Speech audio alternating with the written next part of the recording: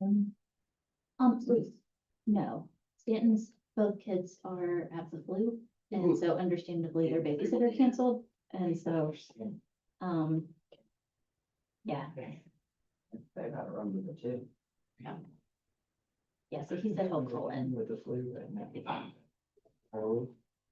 You have students. Oh, we're gonna do it for the live. I'm like, Thank you. Yes. well, welcome.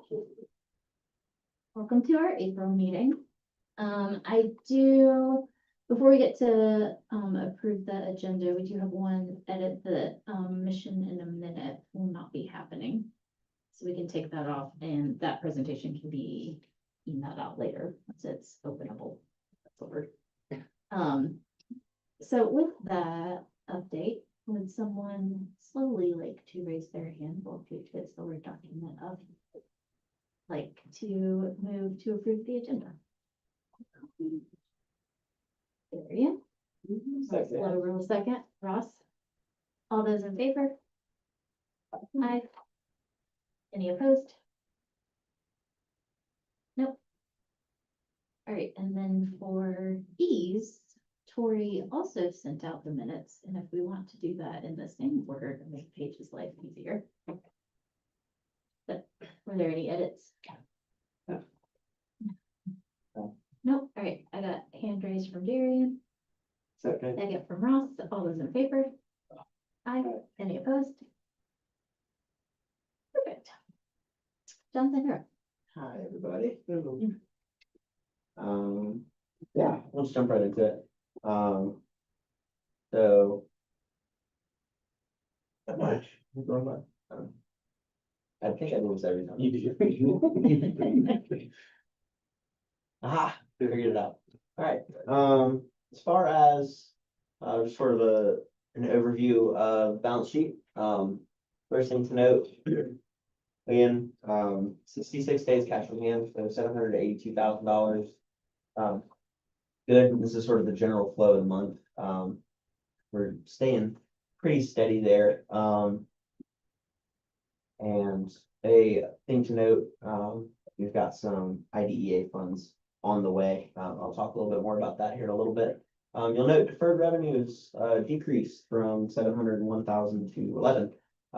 That is because we recognize all of the revenue from the EPA grant.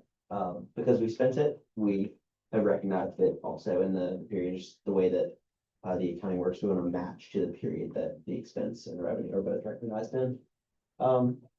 As I mentioned, liquidity looks good right now. End of the month typically looks good because of the timing of district funding. But about just under 2/3 of that was in the savings account, which houses fundraised monies for like field trips, any people funds and such. As far as revenue goes, you'll notice that our year-to-date revenue has spiked. That is far greater than we would have anticipated the trend to be based on the budget figure, but that is because we recognized $690,000 of revenue from the EPA. Money that we had in an account ready to be spent on the buses, including sort of in combination with the funds raised from local donors to cover the cost of the bus.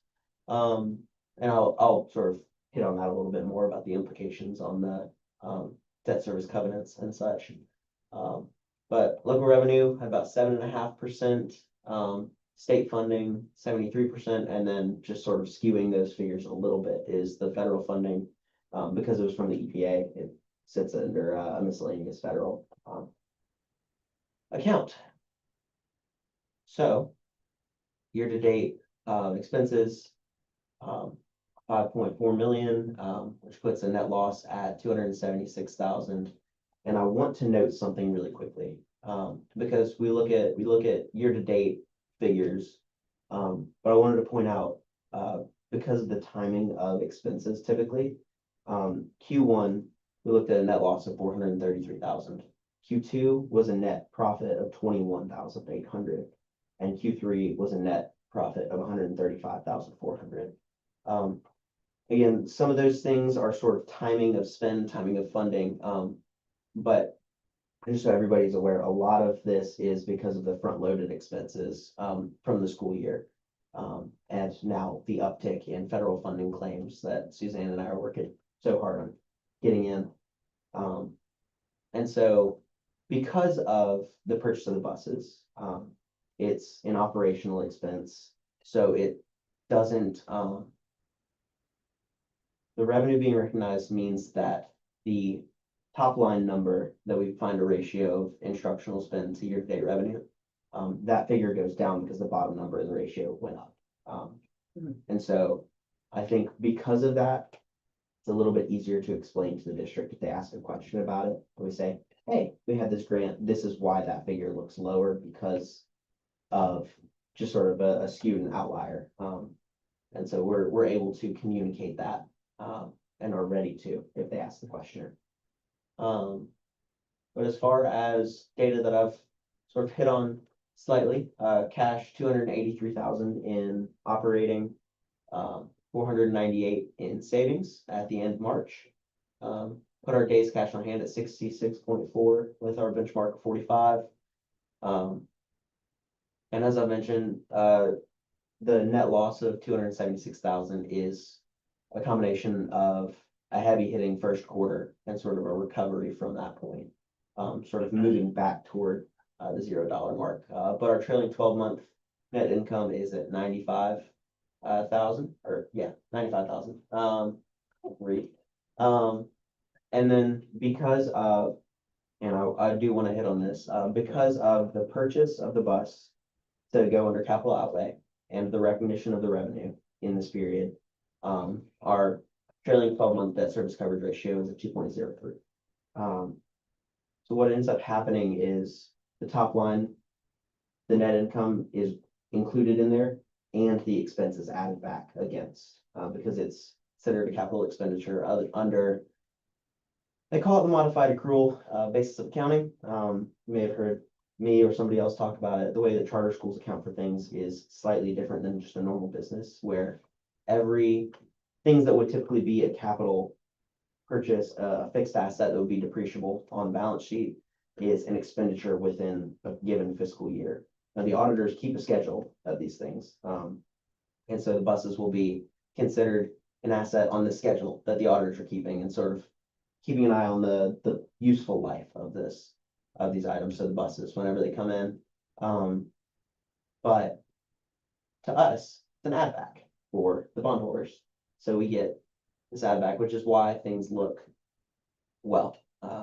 So like I said, we're slated to hit it. This is what we had talked about in meetings before. The school and finance and all this is, okay, when we're able to bring in this revenue and take the expense against that is added back, we're able to offset any of the previous period spend, sort of any of that first quarter spend that was, whether it's higher than anticipated or anything of the like. That is why our debt service coverage ratio looks fantastic. So I just wanted you guys to hear that sort of spoken aloud and sort of give room for any questions that you guys might have. So that's both the income and the expense in the add back are all happening on this fiscal year. Yes. So none of that will be Right. carried over to next year. That's right. And then when the purchase of the charging stations happens and the implementation of all of that, then that will also be an add back, sort of an infrastructure, Okay, as a capital purchase, something with a useful life longer than a year. Yeah. That is, that's also, we typically look at like the IRS guidelines of a $2,500 expenditure rate or being Okay. depreciable. yeah, and if I remember right, that's a $30,000 expense. Did I make that up? We got two quotes. I think it's around 60. 60, okay. Between the two. See if fundraising can work their magic again. Yeah, she seems. So we have a problem. paid for them. Yes, We've ordered and paid for them since the last meeting. that's right. Yeah. And then it may, I don't want to steal your thunder, so it may have been in the schedule for you to talk about, the buses, but, But that was. I mean, I knew it was about. Still away. There we I knew it go. was coming, yeah. Yeah, No, just wanted you guys to be aware, because a jump in numbers, whether good or bad, Yeah. I want to talk about. I Yeah. want you guys to have as much information as possible, so we can, yeah, all be on the same page, so.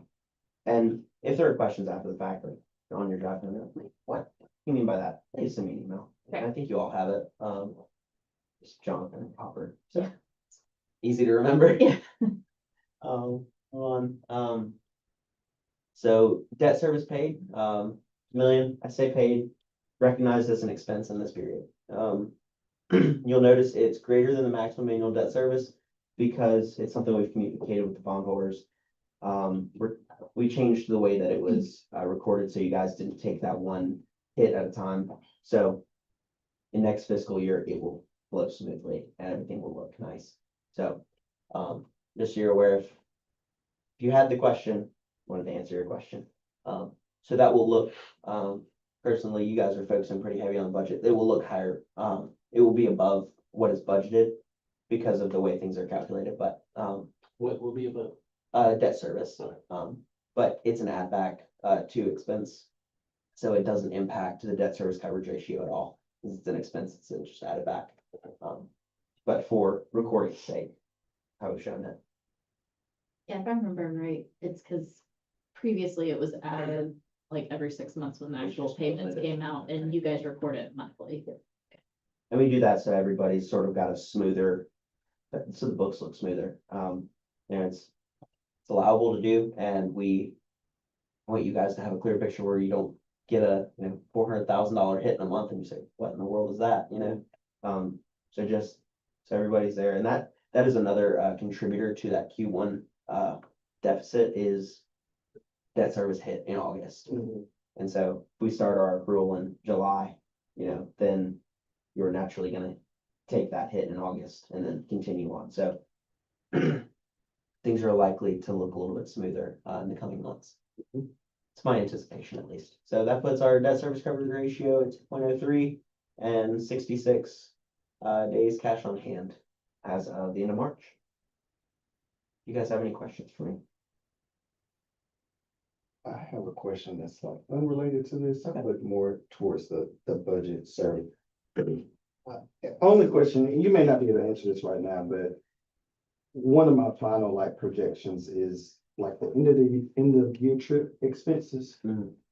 I'm trying to figure out where that would be coded. And then, so like, I assume it will be in this pupil activity, Yeah, but I see there's like uniforms that have nothing.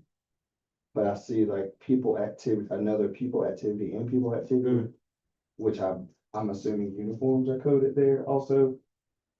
And then this, maybe the end of year expenses will be coded to uniforms. I'm not sure. So, as far as field trip expenses go, currently they are, since we got the invoices for like the bus for the Chicago field trip. Currently they're sitting on the balance sheet under prepaid expenses, and when the field trip happens, we'll take the expense in May-ish. okay, I've been working with Suzanne on that stuff, getting those paid, and Okay. we'll have them recognized whenever they're in there, but I'm happy to look in and see. Yeah, we can just just- like a total of how much it would be. yeah, tell me where it's Yeah, coded so we can just kind of have a number to type in. Absolutely. Cause you've got access to QuickBooks, right? We do. Okay, it's account 1060. Okay. 10160, that's our prepaid expenses. Yeah, if you've got any other questions after you look, just give me a shout, I'm happy to Okay. talk through. Also 135 day count, 380, 380. great. So with that in mind, the figure that the district plans on using roughly 4450 for the first couple of months of next fiscal year. So at the end of this month, we'll see what their funding will look like for April, or sorry, May, June is when we'll see those figures, and then July, August will start with the 4450 figure, Okay, which is per weighted pupil unit. so it's that number based on the 380 student count until we get to the 5-day count. It's like I'm finally listening. You mentioned in the last meeting about legislature reduction in the 135th day. Is there any update on that? I haven't heard anything yet. Okay.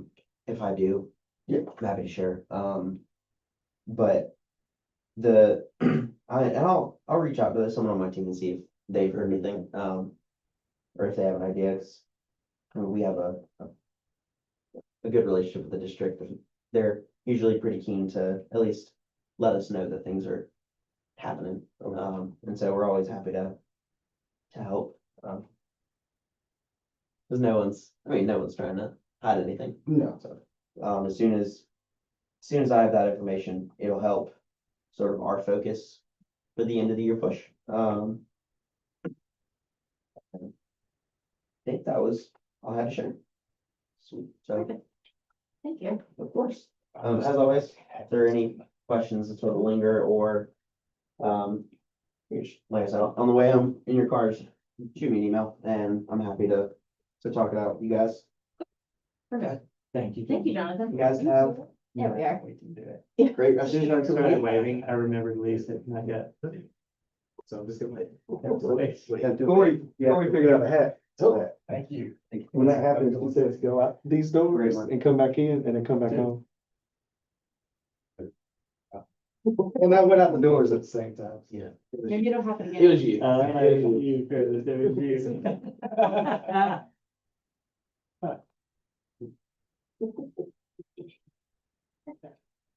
Not that it matters, but it seems like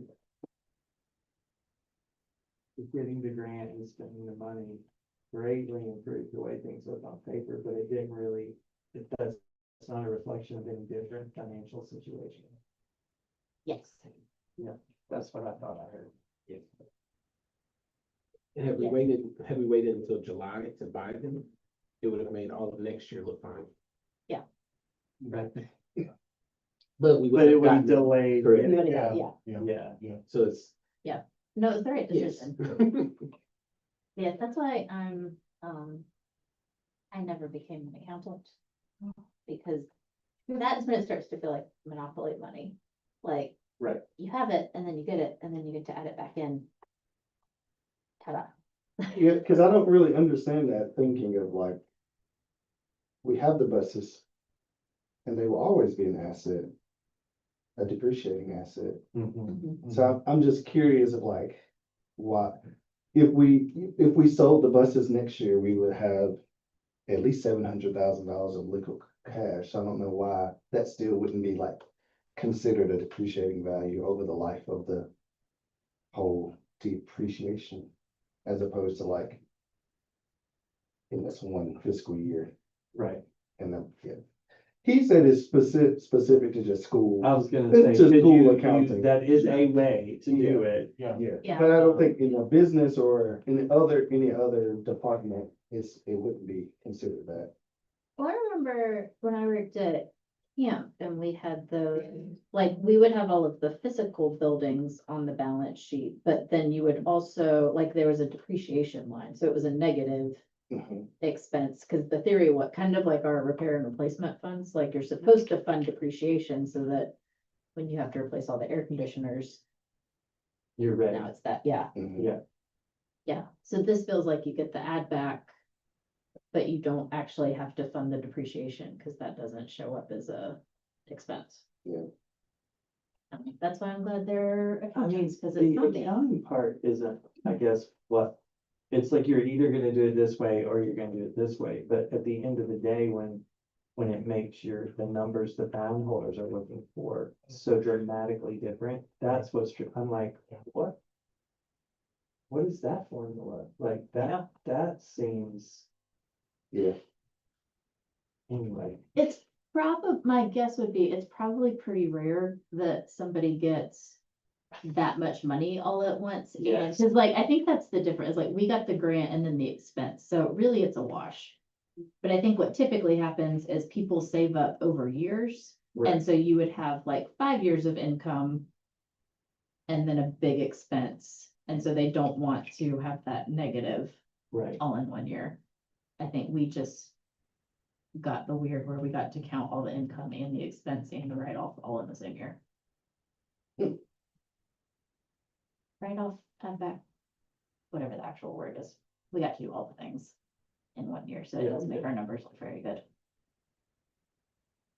I mean, which isn't bad timing given what we've just come out of, so. Yes. All right, well, Curtis, you're up. Good evening, everybody. Good evening, sir. Principal update, just a few, happenings around the bill. We had field day today, which was exciting. One of two field days. Yeah. So today was K through third grade and tomorrow is fourth through eighth grade. So Yeah. field day is in two parts. So we have our field day that's attached to community service. And so one of the requirements to participate in field day is completing your community service hours. And then we have this second part that's just like kind of a celebration that everybody gets to participate in. And so we kind of, we're like re-exploring our vision around like a punitive approach to community service. And so there's an interesting, like a lot of like passion around this topic, which is fascinating to me. So we're in the process of like, what do we believe about required community service and should it come with a consequence or should it not come with a consequence, those types of things. So that's been an interesting process during field day. Parents or staff or both? Where are you most seeing the passion come from? Staff. Yeah, parents, it's interesting, and I think, I do feel, I don't feel a lot of emotions in general, but I do empathize with parents who struggle to like, either like find community service opportunities, especially for like young kids, there's not a lot of opportunities for like 5-year-olds. And it's really like, there are parents who really like look for things for little kids and they just don't exist. Yeah. A lot of places have like age requirements. And then some people are like just truly in hardship where, you know, they're struggling or this economy is making me work 2 or 3 jobs and they just can't find the time to get their kids to the things. Yeah. So Yeah. I think there's those thoughts. And then, you know, you as a child are being punished because you're kind of depending on your parent to get you to somewhere to do your thing. And Yeah. so Yeah. I think all of those things are taken in consideration. But I think the opposite end is like you are signing up to be a part of a school where you know there's a community service requirement, as you're agreeing to it. You believe in that, you know, that vision and that structure. So I think there's both sides are just kind of interesting. And we are given the entire year as well. And we provide a lot of opportunities as a school for community service. So we're just trying to like, what's the balance of, you know, that philosophy. Yeah. Last week we had our spring fling, which was a great turnout. I think it's one of our best ever. If you don't know, our spring fling is just like a spring festival. We had our book fair that's here. We had face painting. We had one of our teachers, Mr. Cocker, fried fish and hot dogs. We sold fish plates. We had a DJ. We had bounce houses, and we had a Mario Kart tournament, which yours truly won.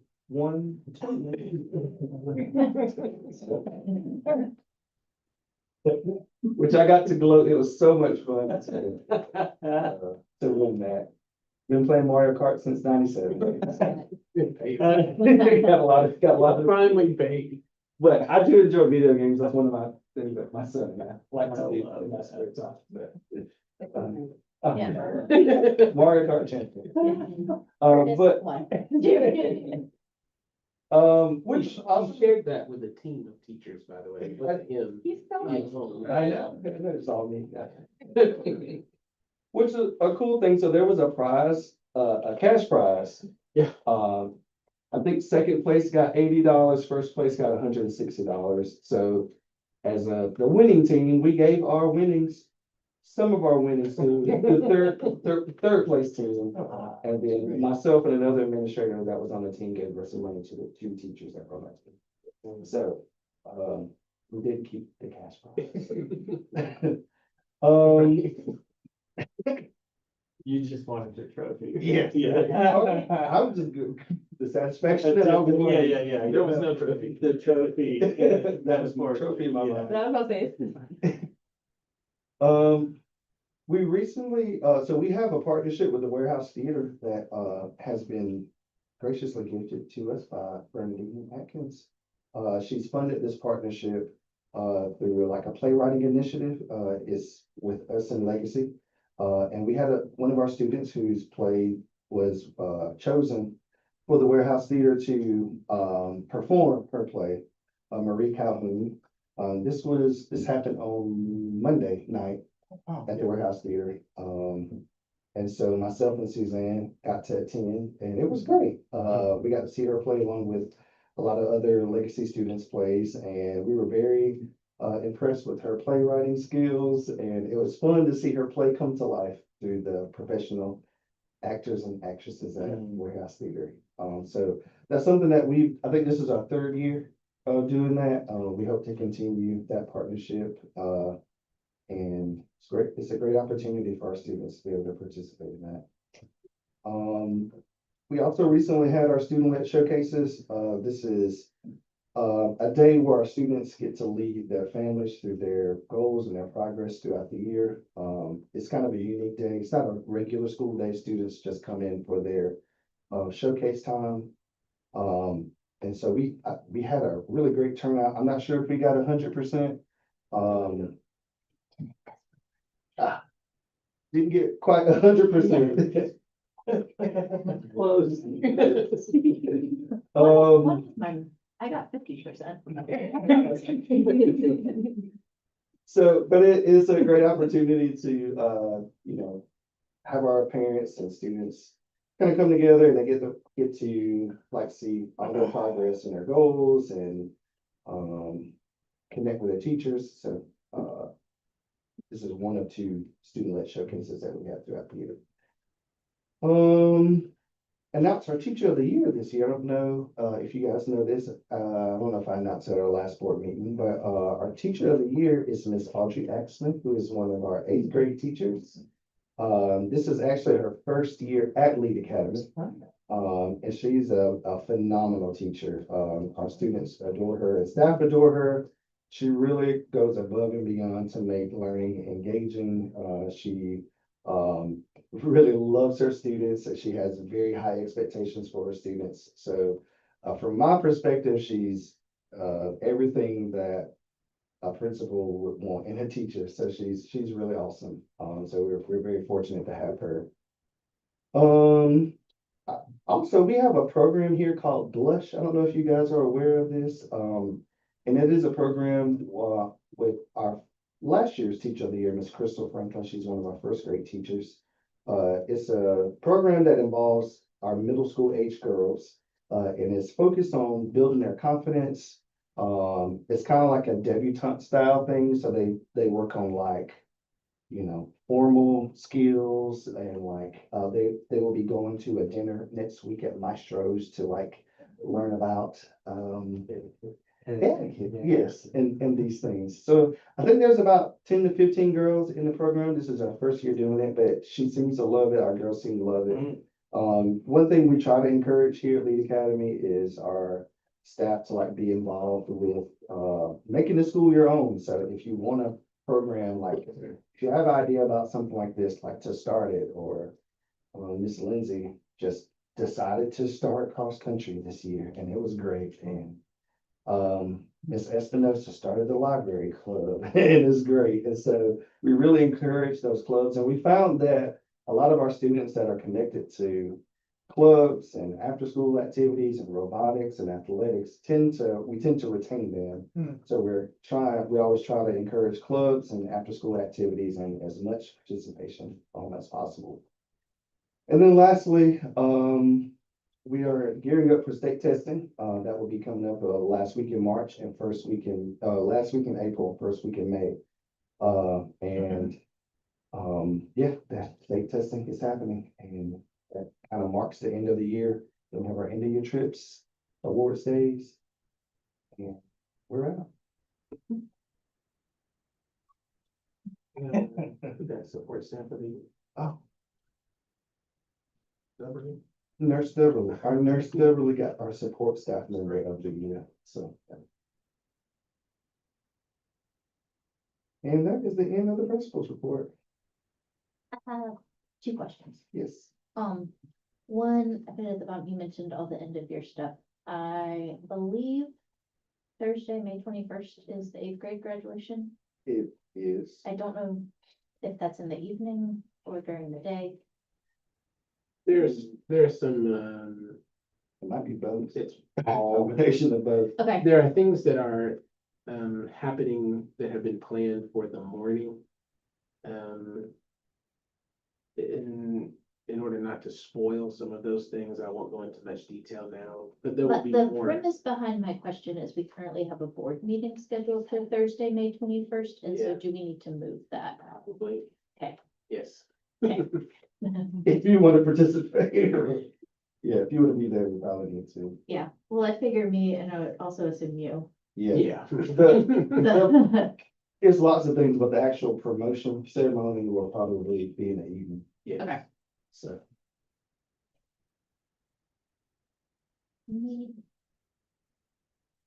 Yeah. I got her confirmation for her high school registration. today.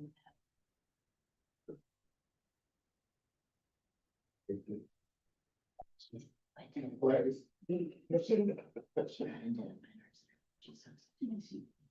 Oh. Okay, all right, that has nothing to do with rescheduling the meeting. I'll send out an email.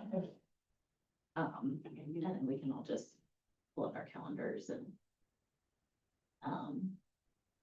hopefully move it earlier, because I imagine you also don't want to be here the first week of summer vacation. I do not, but you know, I do whatever's required. Okay.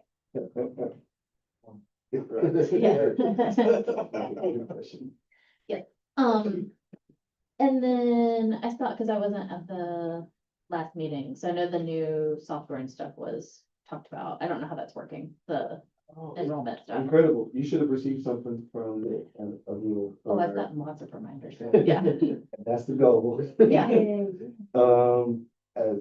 Rachel's in love with the program Okay. and, we're getting a lot of engagement with just that intent form, a lot of, structure around like how you see, wait lists and who's filled out paperwork and who hasn't.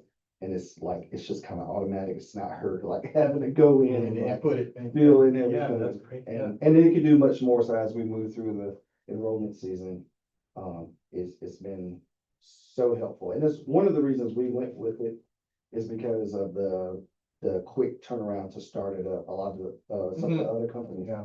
would have taken months to get going, and so we were very interested in this one because they could get it up and running very quickly. Okay, with that, you might not have it, do you have an idea for where enrollment's looking for next year? I know the deadlines for renewals not till tomorrow, but. It's a little tricky because there are some people responded through the old system. And so there's still a little bit of my friend Rachel having to type it in. But as we merge those things over, we've set capacities for each grade level. It looks pretty good. I would have to like go back and verify everything, Okay, but I can do that and tell you. Okay. Maybe right now, I'll say. Yeah. Past hours. we can reject later in the meeting. Okay. Any other questions? Nope. Thank you, Curtis. Yeah.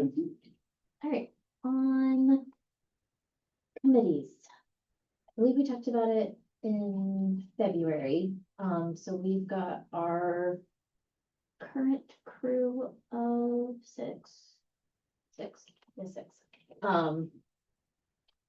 And Ross is rotating off at the end of this year.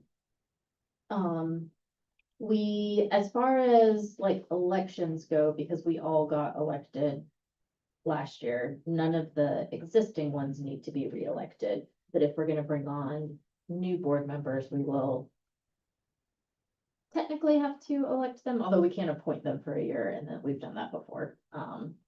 So just with that, I know we have tossed around some names. I just wanted to kind of reach out if anybody has any specific people they would like to nominate or recommend.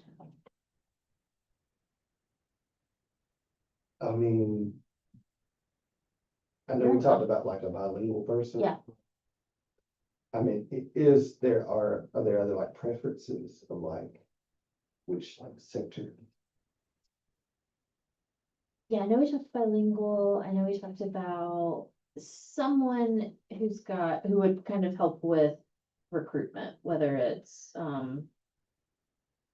like has some skills in PR or just very engaged in the community and be able to help in that way, I think would be good. I did talk to somebody that I think fits that description, but it's not a go. Not a term. So, Okay. yeah, it's not, you can't do it. Okay. Well, yeah, I think as long as we keep our eyes open to, like, the terms rotate in July, but there's nothing to say if we find a great person and, invite them in October, there's no sort of reason that they couldn't. They would just technically be appointed to that seat until we come up to the next cycle where they would be officially elected, and you can be appointed for a year or so. Okay. Yeah, if you guys can just kind of keep your feelers out, because next Were year. you we'll hoping notify. for an attorney as well or not? Oh, yes, thank you for that. That'd be- Yep, attorney, PR, or some sort of recruitment. Bilingual And bilingual, interjection. yes, It looks like we've only sent this well, it looks like we're only tallying current families, not people who are coming from outside. Okay. Does this make sense? Yeah. Right now, we're slated to have 324 return. Okay. Of the 380. Yeah. That's pretty decent, and that's not counting anybody that we're trying to recruit in from Okay. outside. so that's including all of 8th grade leaving, but that's not counting Yes. kindergarten coming in. Yes. Okay. Yes. I got it. Perfect. All right, well, if you guys can just keep your kind of ears out, again, we're fine, like, bylaws wise, if we go down to 5. That still keeps our quorum at 3, which in my opinion is a small number, so. Keep that would be good. Academic development. I don't Oh. think I spoke when Sarah mentioned that I was gonna step off at the end of this. It's 2 years. I think technically I was not voted on until Oh. a year ago, but I have accepted the president-elect position on the International Coaching Federation as a South Carolina chapter, and I've been serving on that board. And said I would never be the chair. But I'm gonna do it, so I'm moving into that. I feel like it's a very good fit with my skills. And I would love to see people join this board who, can really bring what the school needs. So I'll keep talking to people, but I knew, when I talked to Sarah, I was like, I think I talked to Lee too, if I do one, I will have to, if I go this way, I will have to. And I told them I would be available for more responsibility starting in June, but they have not waited. So I'm sure that it's the right decision Yes, at this point. yeah, So, we will miss you, but but I mean, the hardest part is the people, is the relationships, that's the hard part. But Yeah. I've become a massive fan of the school, and Janice and I both plan to continue to contribute, be involved as volunteers, anything I can do to support the board. If there is ever anything you think I can do, please feel free to reach out, but we're not disappearing. thank you. We're not doing a lunch and lead on Monday. The buses broke down again. Yeah. But it's broke down again. Yeah. So Oh, so I don't need Emerson to wear a polo on Monday. Probably not, Yeah. unless we find a alternative. we're just gonna schedule it for next year. Right. Green buses. Come on, manufacturing process. All right, Paige, you're ready with. Economic development? Sarah's hopefully printed this time. Just a few things about grants, a little baby thing about the buses, and then I have this about the signage too. Yes. That we can, and I have pictures. Yes. Okay. I should print those out. Oh. We've received a grant for $12,500 to replace walkie-talkies at school.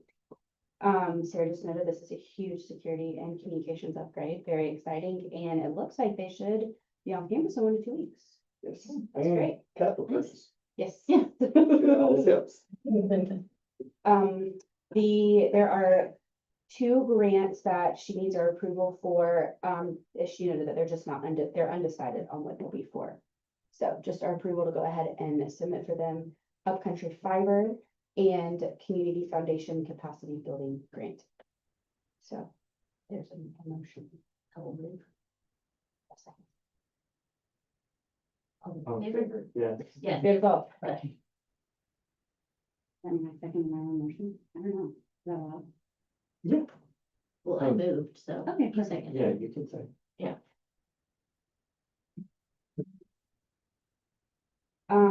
We've raised 40,000 for the buses, so need 14,700. And it is time to start turning attention on the charging stations because never electric bus. So that is where Sarah's attention is gonna be focusing. Another reminder, any connection you have through LinkedIn, anywhere like that with people who might be willing to have a conversation, make a donation, or connect with someone who would be willing to make donations, especially in that world, because any sort of like the electrical kind of side of things in Greenville is pretty popular, so people might want to be involved. The first week of May is Teacher Appreciation Week, so if you or you know anyone who would like to contribute, just let Sarah know. Some recommendations are $300 would cover a nice breakfast for the staff, and $600 would cover a nice lunch. So if you have any other ideas, I'm sure she'd be more than happy. to give to you. Then, she said I could hear you now. I got you. Okay.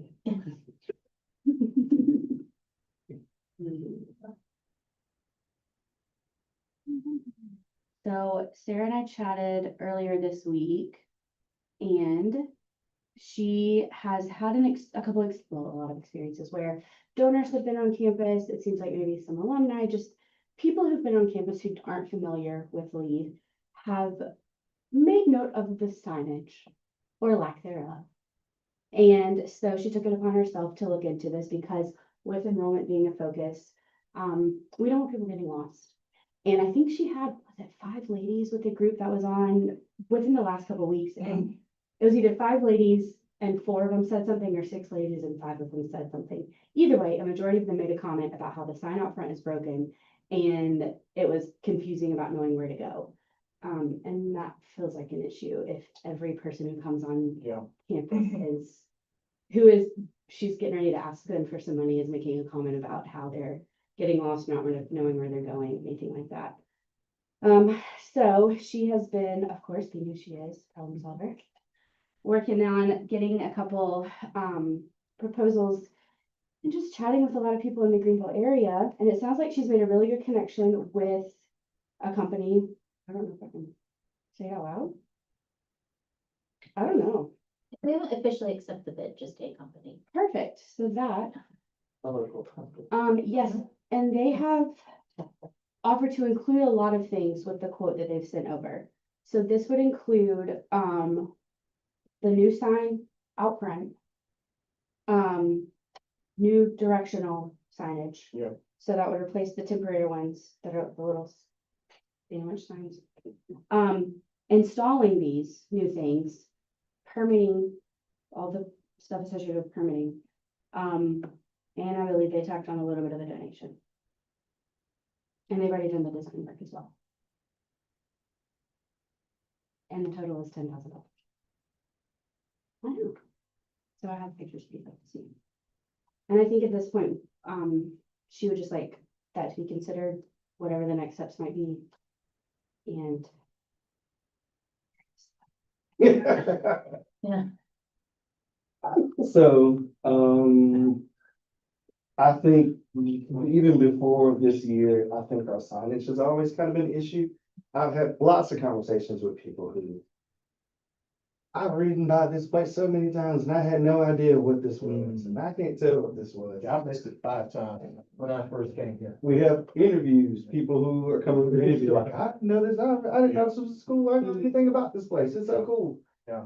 And so I think, you know, to me, that feels like just missed opportunities, and which is I think it's an easy fix. I think Sarah has worked to build a lot of relationships with people, who want to like be a part of what we're doing to give us breaks. I think this company may be also like interested in like doing decals on the little mini buses and things like that. And so I think you can't plan for everything and you can't budget for everything. And I think a benefit of a purchase like this would also add capital outlay to our, you know, to our thing. So I think it'll help. I would say like, there are other priorities, like similar to the bus, right? Like, I think we have, you know, if we're 66 days cash on hand, I think we have a lot of things that we've been putting off just to like make sure we hit covenants. I think we're well above covenants. And I think we need to, along with things like this, we need to prioritize spending some money on some like major needs around the building. I think that the bus, we need a bus to help us survive at least until December, until we get the new buses. Our gym floors are pretty terrible and we need to really invest some money in like cleaning and waxing. They've never been touched since we've had them. How long have you had?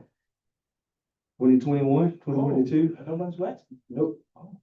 And I would say gym floors is a Yeah. different thing, right? Yeah, It's it not, needs to be it's wet. not the same Yeah. as stripping, waxing your. Right, yeah. Your regular floors. So, yeah, I think we have to just kind of look at some major purchase priorities and what that looks like in like, not being able to just like plan for every major expense. So I think we're in enrollment season. I think, we have a lot of evidence to say that people, that there are a lot of missed opportunities just because of our signage. Not even gonna talk about like the state of just the campus in general, because there's some areas look pretty deplorable. But I think this is a place to start. it is. Well, and you think like, someone's gonna notice that there's people on the side of the road putting up a new sign. You're gonna Yes. drive by and see a brand new sign. This looks very different than what it did before. Right. Yeah. So I mean, that alone is gonna cause a lot of people noticing. Think of all those donors that Sarah's brought out when they come back to visit. Oh, you got new signage. Well, yeah, you told us we needed it. Yeah. So Yeah. are you gonna help us out now? Like, Yeah. I mean, The donors like to see what you're doing, like how you're also contributing to the. Yeah, and I'm not quite sure being here early in the morning that people traveling in the morning realize that there's school here, because they speed Right. like crazy in the mornings. Yep. Which makes traffic terrible. Yeah. You know, particularly when you try, you know what I'm talking about, you know, so. And I know it's supposed to be a school zone, I don't know how that's covered, you know, under the charter schools, but. Yeah, There's it's a, pretty- sign- there's it's a pretty bad. sign that is a school zone. Yeah. It's just, Yeah, makes so nice of it. yeah, Until Turner sits out there. And Right. that changes the thing. Right. So what in this meeting, what are we asking for? I think that if I were to help you Yeah. I think we have some options. So I think if I'm sure this company will work with us. I think we need to do something now. And then now is relative. So let me give a little more context to now. I think now could mean we spend the money and we get the signs put up right now. I think we could maybe work with this company and they say, hey, we want to like make sure we can plan for this in the next fiscal year's budget. And then we can say, why don't we start the project now and you bill us in July? And that could be an option. So I think the time that it should happen is right now. I think there's some flexibility around invoice and payments and services and those types of things. I think I actually would strongly recommend before the end of the fiscal year, just because we're at like a 2.03. And essentially, once next fiscal year starts, we're just starting over again. And so to me, to like have it invoiced and paid out before July 1 would probably be the best idea. But I understand the point of view of like wanting to plan for it. And so if that's the thought, then we could push the project into next year's budget so that it's planned for and ask if we could just start the project now. We also see 1 day's cash on hand as about 11,000. It's like 11,700. But we see it as like, if 1 day is that, and we're at 66 currently, 60 is the district benchmark, 45 is the covenant. Is there flexibility to say yes to that? We don't know how that functions if we spend the day's cash, how does that impact the budget? But I think it's worth exploring, or we think it's worth exploring. So I think the ask would be, I don't know if a decision needs to be made now, but just think about now or later. So if we approve the $10,000 expenditure in this fiscal year, where will that hit the budget? Like, is that the board's concern? Like, where? Yeah, if we approve it, spend it this year, it'll hit this year's budget. And is there a line item that exists where this would go? Yeah, I think, in my understanding, there's like, kind of unplanned capital purchases that are in like the 6,500s. Is that what you're asking? I think there's a line that there would go, but there's not a budget that go with it, so there's this would no- be, there's no would be above. Money. There's no money planned for this, but I will say like, purchases that are coded as capital outlay, which I believe this one would be, it doesn't count against our debt service. It will only just affect our days cash on hand. I would want to talk to Copper to confirm that, but that is how I understand it. Yeah, that would be can you say that? If I understand it correctly, capital outlay purchases do not affect debt service. It only affects our cash on hand. Yeah, that would be I think like overall, definitely agree with the need for signage and improvement there. Also, sorry, and the capital will help our debt service. Like the The bus, depreciating, yeah. kind of the same bus concept. Yeah, it'll just be a wash. Mhm. We won't have the income, because there's not a grant for it, but we would have the expense and then we would essentially get to add it back. That's capital.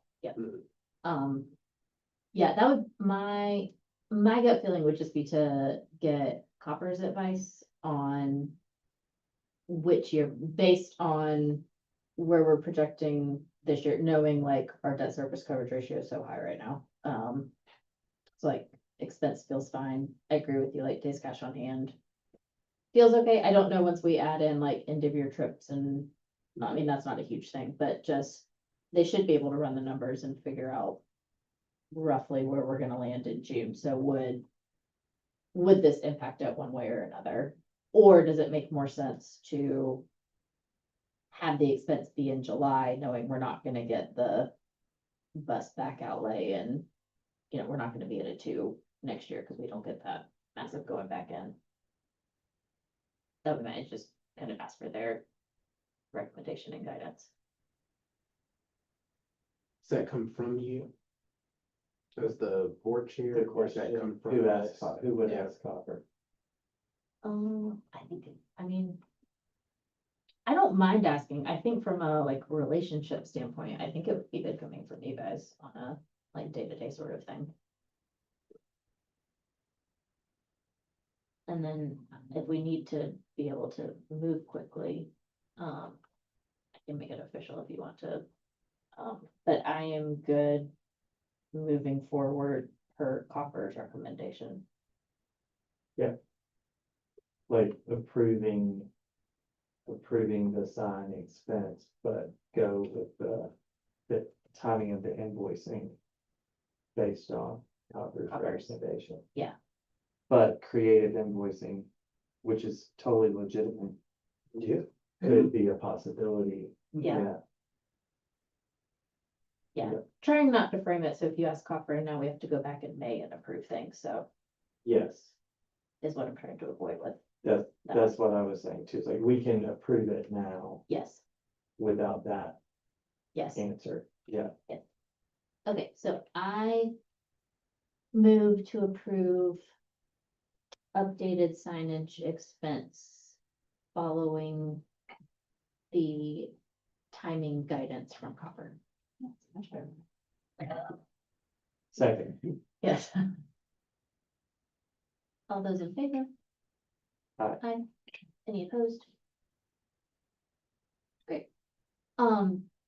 A detailed question, and maybe it's already been thought, I imagine if they're a signage company, they have, do you know if we are in city limits and or if we need sign ordinance approval for it? And has that been done? I don't know, to be honest. Okay, We've been told that we're annexed into the city. that's what I But I thought. don't know what I thought that it was a is. Yeah. fairly, cause my. Yeah. Yes, then there's forms that you guys have to fill out and we're off Wade Hampton, so we're like city limits and I'm not saying it's gonna be your experience, but it took us months to get our sign approved.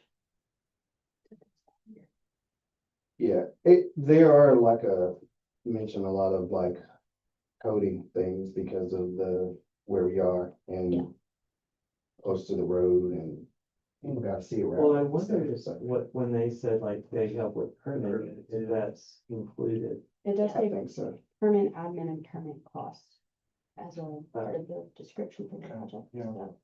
Yeah. It is confusing because it does say exclusion sign permit. Yeah, I would just make sure that is explored and all of those i's are dotted and t's will cross because my experience is the city of Greenville does not play with their signage laws and I would hate for us to have this expense and then it cause problems. And the signs are sitting in a shed. So, I mean, We'll hang them up. yeah, I think Yeah. Put them aside. All think they all would the have- internal, like all the directional ones are Yeah. fine, like that, it's Yeah. literally the street sign that. Mhm. So it wouldn't be going where the current one is?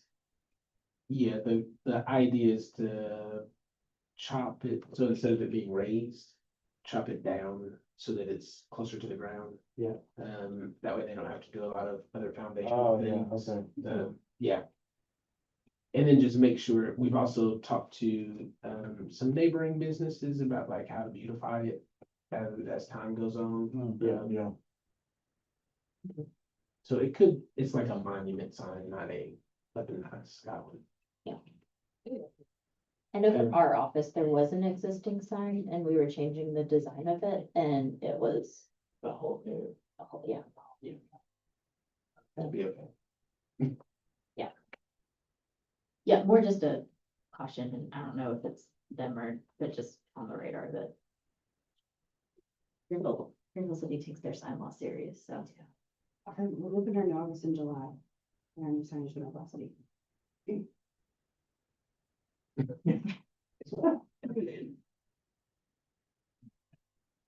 Here's one. Sure. I'm about to.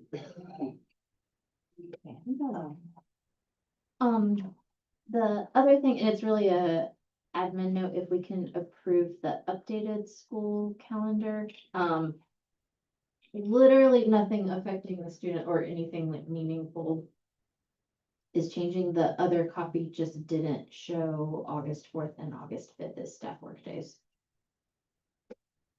That's the only thing that is changing from the officially approved copy.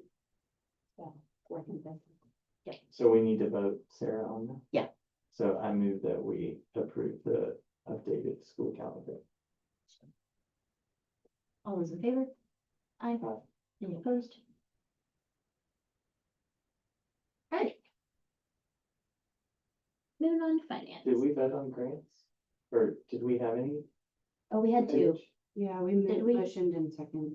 We Oh. moved a second because I didn't know it. Oh, that's right, that's right. Yes, Yeah. I do remember that moment.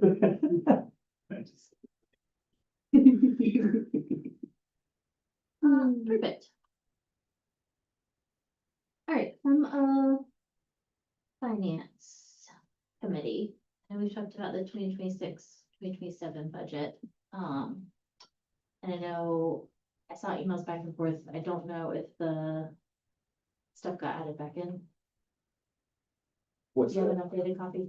The like taxes and insurance and, Yes, those things got added to the template by Jonathan. Okay. Yeah. It's like it's seven. so do we have kind of rough numbers that? We do. I can just do here. Yes. Spoiler, we're at 1.29. That's the budget 6. Okay. 1.29.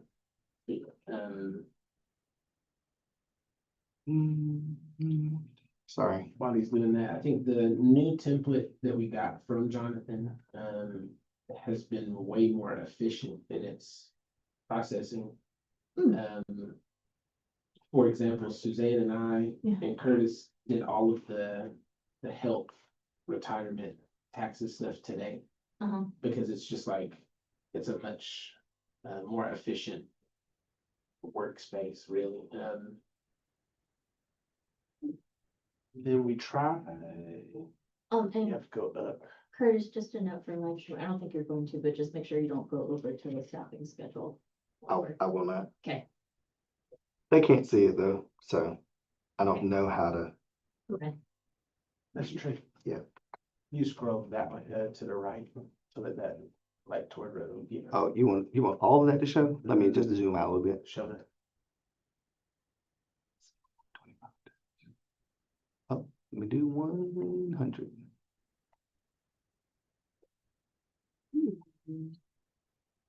So that should be where we are. It's like, I'm old. Go, if you need it, I'll chime in as you need. All right,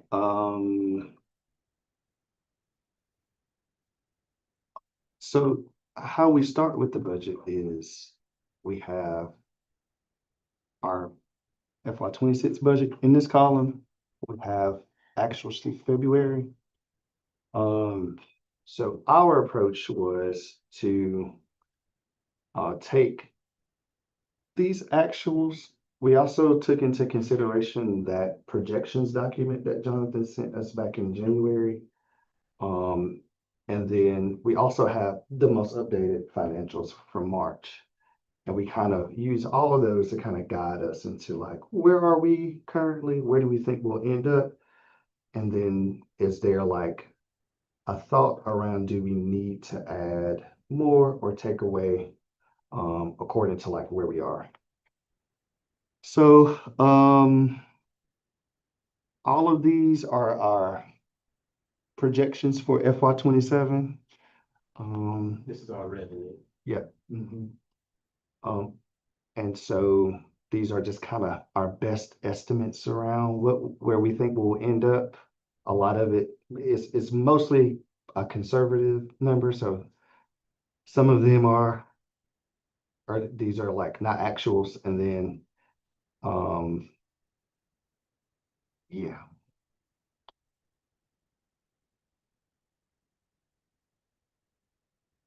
I'm just gonna kind of just scroll through. If you have a question, about a particular line, just holler out. Here, I think some that would stand out. We have year to date, 208,000 in contributions and donations.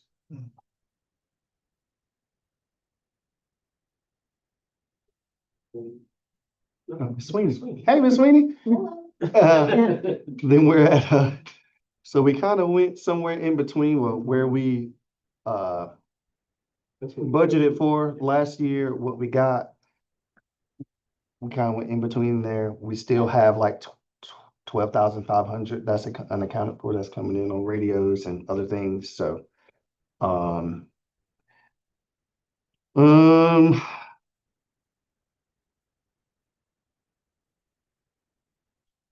we have 18,000 here that we got for summer reading camp that is not projected here, but that's on our latest March numbers. This number exists.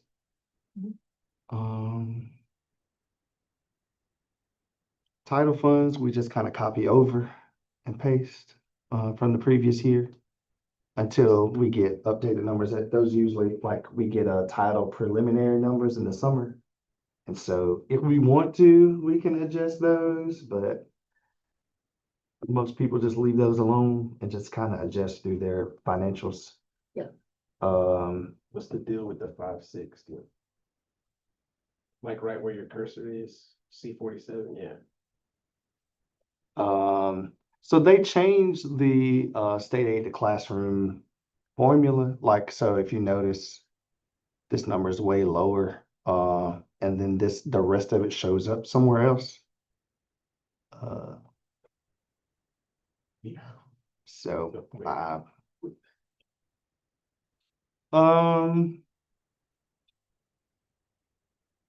those are pretty much all the revenue. Expenses, these top categories are just straight salary, staffing schedule pools, so kindergarten programs. Is more, but some of that is just due to like some of the way things are coded, because there are other areas that are, well, not more, yeah, more. But some are less, I believe, maybe. Like right here, speech handicap is a little less.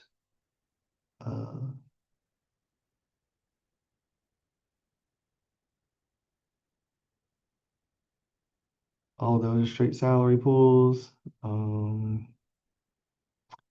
salary pools.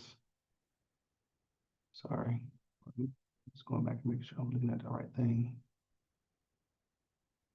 Yeah, we're going, what was budgeted for and where we are year to date. It's not too far off.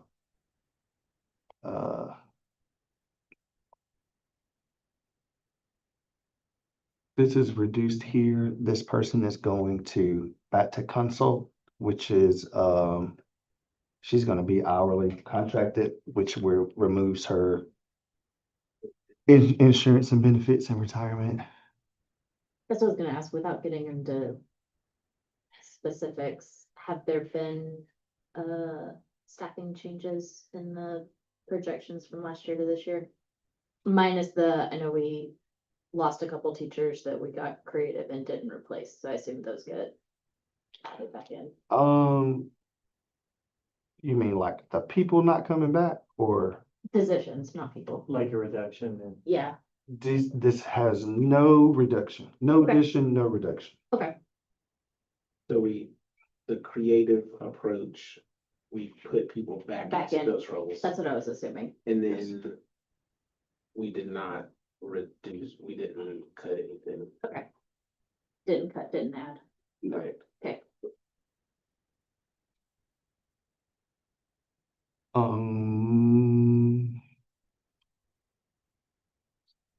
Salary pools there.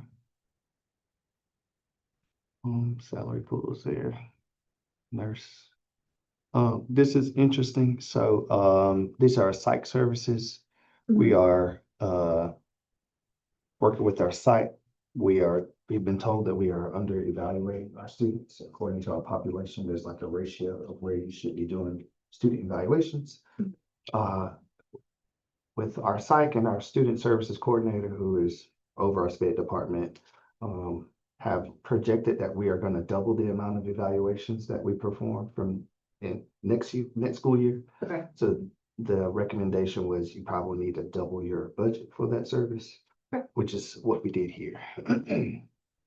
As we identify students, that also helps us in the Waiting for volume. weightings. Yeah. So.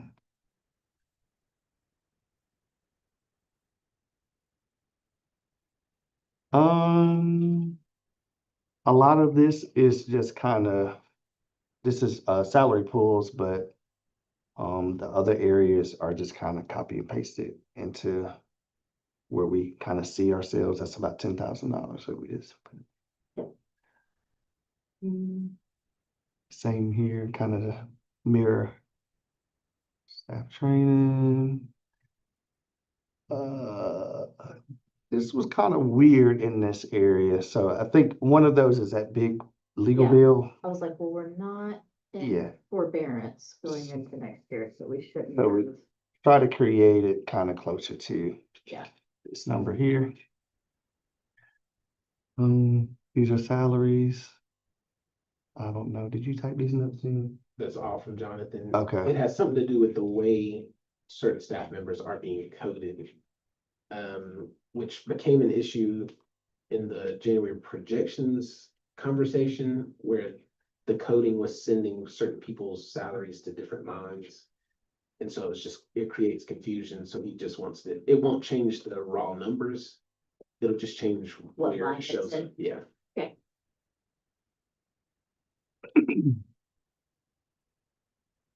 This is a little under here.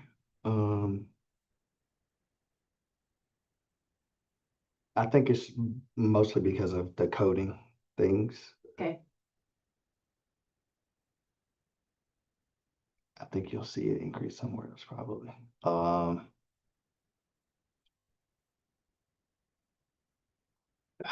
This was also interesting right here. We don't really know Correct. why we budgeted $100,000 here and it's only been coded at $783. And we can't see where that shows up anywhere else. Of like this, like a miss this high. Oh, yeah. So we just kind of adjusted it.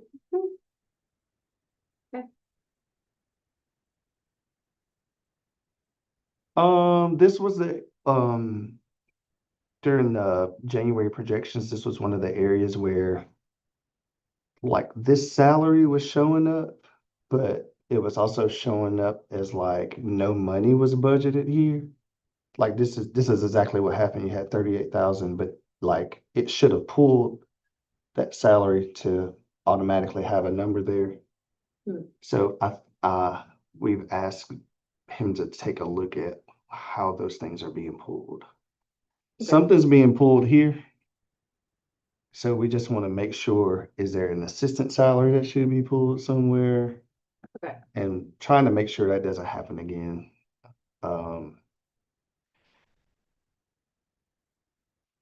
Some of these we do have control over that kind of got weird.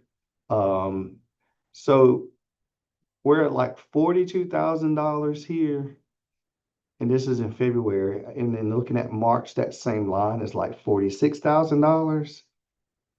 I don't know if I see a path where we get to 93 by June. I just reduced that to 60.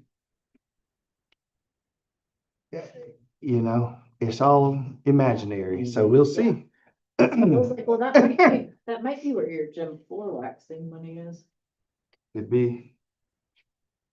And I mean, we have, like I said, we have some wiggle room in our debt service. So if we want to like plan for that to happen and come from that, that would kind of push us into like not starting that project until July.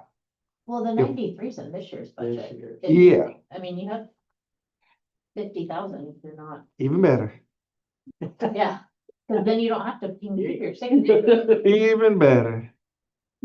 So that one got kind of weird here. This also isn't tracking to be here.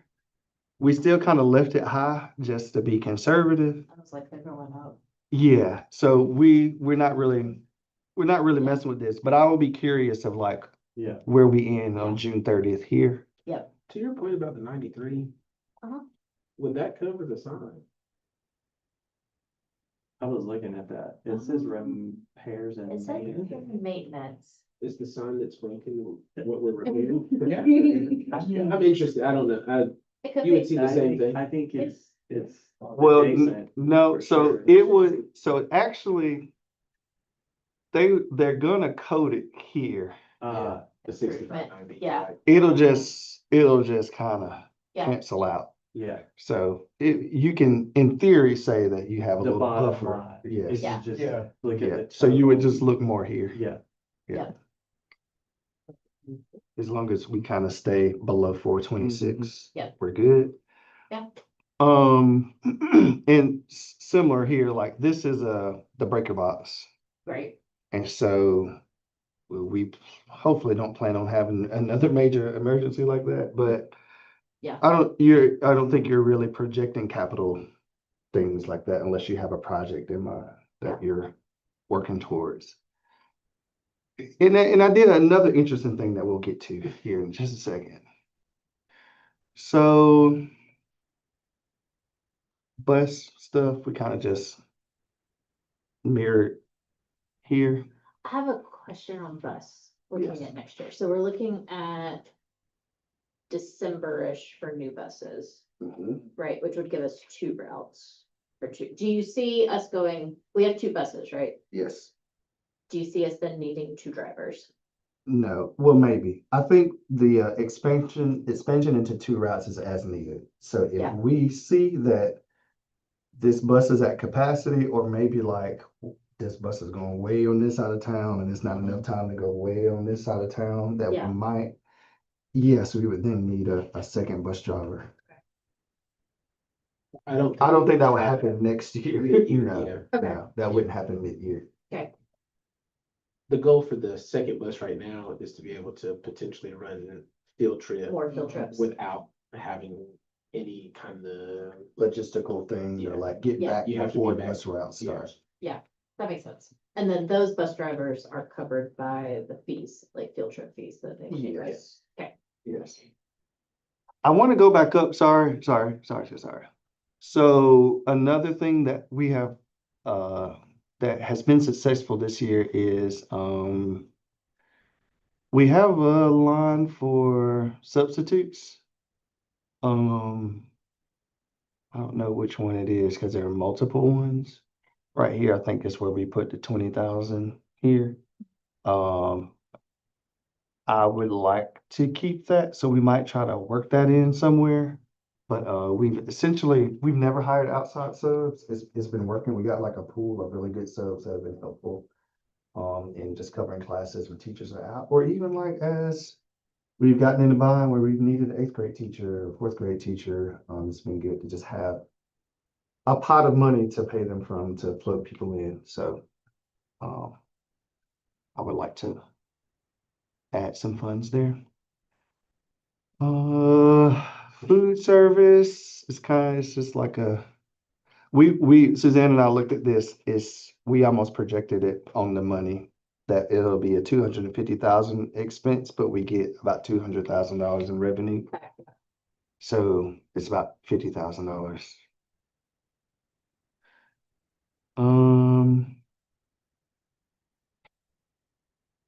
I kind of went here with these numbers look a little different. Like in March year to date. So I just kind of increased it to project. I think we might end up closer to here by the end of the year.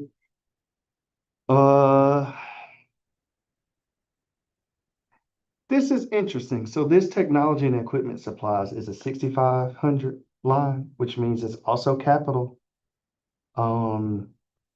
Which is, I think, where we would code like our Chromebooks, which is considered a capital expense.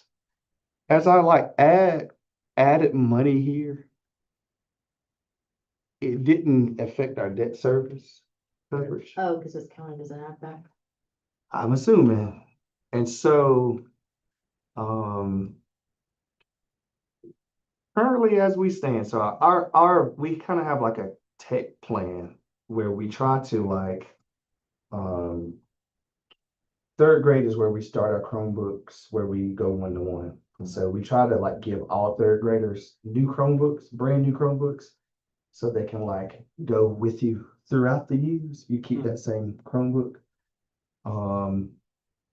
We would like to stick with that like model. Our thought was to also maybe add like sixth grade, so we can kind of help the life of the Chromebooks. So if we're like maybe starting you new in third grade or starting with you new in sixth grade, you just kind of got 3 years and you just kind of recycle. Yeah. Which is probably about the average where you're gonna see a Chromebook live. Yeah.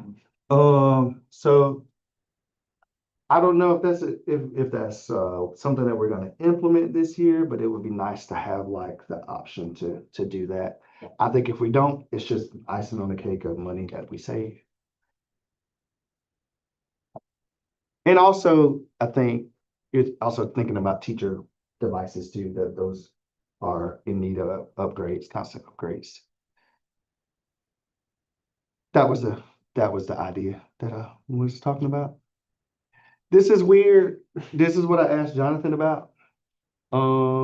This is like year to date, like 37, according to the March numbers. I don't really know what that is. I think they are coding like all of our like athletic stipends, and I think it's coding uniforms here too, because we have uniforms here and nothing's being coded, but I know we bought uniforms. Like we front loaded uniforms to resell. And so I'm just curious, and I'm wondering if he's gonna code, I don't know why, but maybe he's gonna code the end of year trip expenses there. They have to be coded somewhere. This category is the only one that makes sense to code end of year trips. So I can't really understand what's going on to like project well. So I need to talk to Jonathan a little more about that category. Okay. And then those are our bond. It was just. You hadn't guessed I like to get credit. It's on the. Were you all spontaneous? The Office. Is that from The Office? I don't know. Yeah, it's Dwight and Pam are arguing and the lights go off and they both just start doing this. Okay.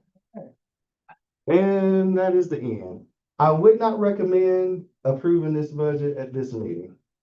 That's what I was gonna say. So the purpose of this to, There was a yes. Yeah, the purpose of this conversation is we had set back in January, changed up, it's on the agenda, also we're at 7:26, so spoiler alert, it's gonna get moved to the May agenda. To just have a conversation about the budgeting process in general. Because it was a change this year to look at a budget before we start issuing staff contracts. And so that's the purpose of this, is to have a framework of with expected expenses, with the staff we want to hire. Does that hit the bond covenants?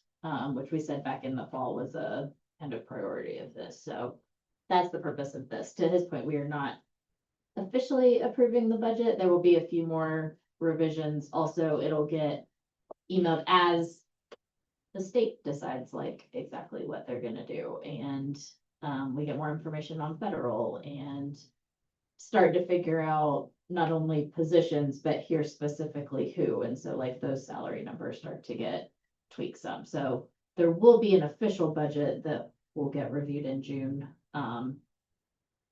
that'll be approved so that we can start spending on it in July. But yeah, the purpose of this is to have an overview so that we feel confident starting to issue contracts for staff positions. Are there questions?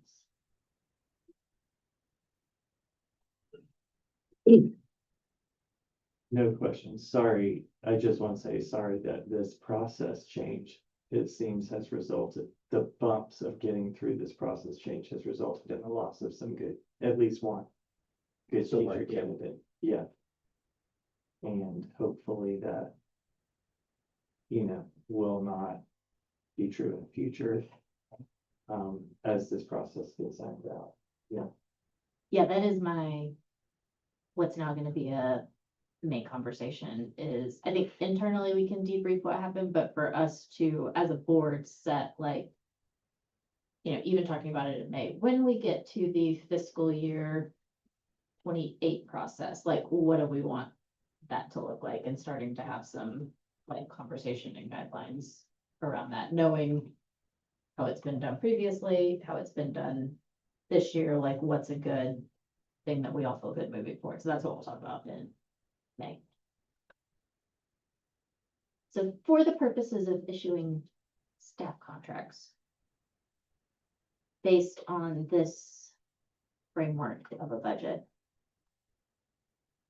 does anybody have any issues or questions, or is there a motion to be able to go forward with staffing contracts based on this framework? I have a concern. Okay. And it's not necessarily tied to the decision to or not. Mhm. I think we really have to consider, and this might be for May, Mhm. but I think we have to really consider how school systems are set up in hiring season and contract season versus budget season. And I think a lot of the tension is kind of based around time, in my opinion. And a lot of the like urgency on like the budget draft is not contingent upon like finishing it as soon as possible. I think there are literally some parts of the budget that we cannot do, and it has nothing to do with time. And so if we're waiting on it, how I see it, it feels like we're waiting on a thing to happen that's not necessarily associated with like time or moving fast enough. And I think it's more of just how the process is. And so my worry is that if the precedent is set that the budget is done before contracts sent out, I feel like that is a dangerous precedent to set. I think in business world, it's totally 100% logical to want your budget to be done before you hire your staff. I think in school world, there's this, I don't know where that is in any context possible. And so I think we can like, I think it is a reasonable ambition to want that done. I don't think it's good to have that as a precedent to make that be the process. So you're saying you want teacher contracts to come out sooner? You would like it to? I don't think it should be contingent upon the budget being done at a certain time.